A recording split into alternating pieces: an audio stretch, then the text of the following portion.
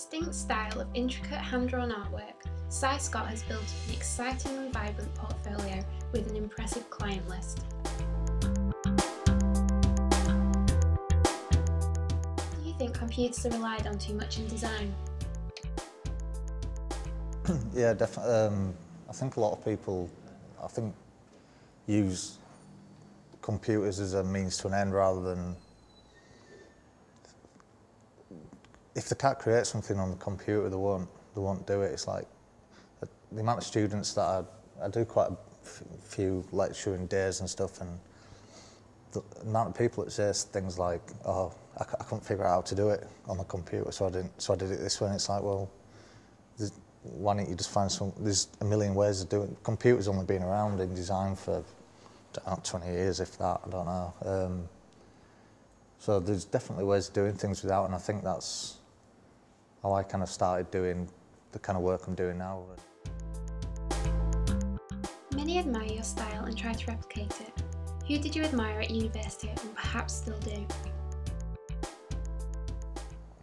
Take staff on, but quite happy the work doing. I'm a bit of a control freak, and I kind of like, the only thing I've got to worry about is me, without sounding selfish, me, and I've got a living workspace, and I don't have massive overheads. I don't drive. I've always lived in cities, and I don't need loads of money really.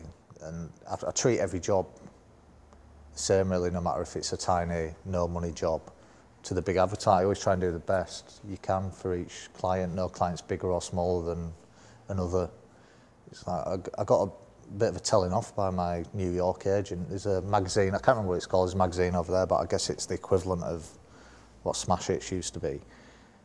And it's like, designers are like, I think they get a bit like, I just want to do cool stuff. And I thought, well, I don't really care. It was a nice brief and quite a nice job to do.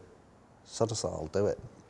And I got a bit of a telling off because they were like, oh, there's a lot cooler magazines you can be working for. And it's like, well, I know there is, but what's wrong with 14-year-olds, you know? It's like, 14-year-olds are into design and stuff, and I don't think stuff, obviously there's some jobs that I just go, I don't want to do that.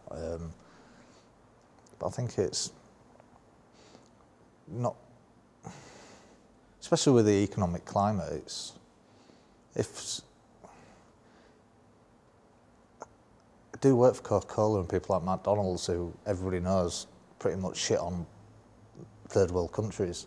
So it's like, well, why is that cool working for them and then not working for a little magazine? So I'm a hypocrite because I've done work for Coke, but I know exactly what they do and who they are. And I was a bit gutted actually. I did a job for Gap, and it's called Red. I think it's something to do with Bono, and it's all about raising money for the third world, famine in Africa. And then about a week after I'd done it, there was quite a few artists asked to do it, and I found there was something on the news and magazines that they'd been dumping all their toxic waste in rivers in Africa, and this job was supposed to raise money. It's just like, well, there's always shit buried under the carpet, so to speak, and it's just the way of the world, I guess. Has the current economic climate made a difference to your business or the way you follow out a brief? No, not really. Obviously, when it first started, I remember not Christmas just gone, the Christmas before, when it was all kicking off, saying there's going to be a massive recession. It was a bit like, because they always say the first thing that hits the creative industry, I guess, but I think the best creative stuff comes from struggle. If you look at the best bands, it's like the Beatles and stuff like that, when they first started, they're from working class backgrounds, and the best art, music, film, whatever, creativity comes from struggle. It always makes people aspire to. It's like when people, it happens so many times, apart from the Beatles obviously, but certain bands that are great when they first come out, and then obviously they make loads of money, and it's just like a downward slope, because they've got this life of Riley, and it's like going out, getting off their heads and partying all the time. It's like the last thing on the mind's probably writing an album, so it becomes a bit of an afterthought. I think I get asked quite a lot, would I expand my company and take staff on? But quite happy the work doing. I'm a bit of a control freak, and I kind of like, the only thing I've got to worry about is me, without sounding selfish, me, and I've got a living workspace, and I don't have massive overheads. I don't drive. I've always lived in cities, and I don't need loads of money really. And I treat every job the same really, no matter if it's a tiny, no money job to the big advertiser. I always try and do the best you can for each client. No client's bigger or smaller than another. And this has been my best year. So I think if you just keep doing your work and get on with it and I think mediocre work attracts mediocre work. If you try and push yourself and do better and better, you're going to attract better jobs. What makes a good graphic designer, and what do you look for in hiring? I think for me, graphic designs, someone said to me, the difference between you and a lot of different graphic designers and illustrators, etc., is you can tell you design from the heart, and there's a lot of passion goes into it and time, and a lot of designers design from the head. And for me, it's when people say it's all about the idea, and yeah, there's got to be an idea, but I think if we're not making things look good, what are we doing? It's kind of that fine balance, and I think someone's got to have a lot, be into it and not just be. I've said it so many times. I've asked the question to students, why do you want to be a designer? And I guess it's kind of viewed as a cool job to do, and there's that many people want to do it. But the myth is that you earn loads of money.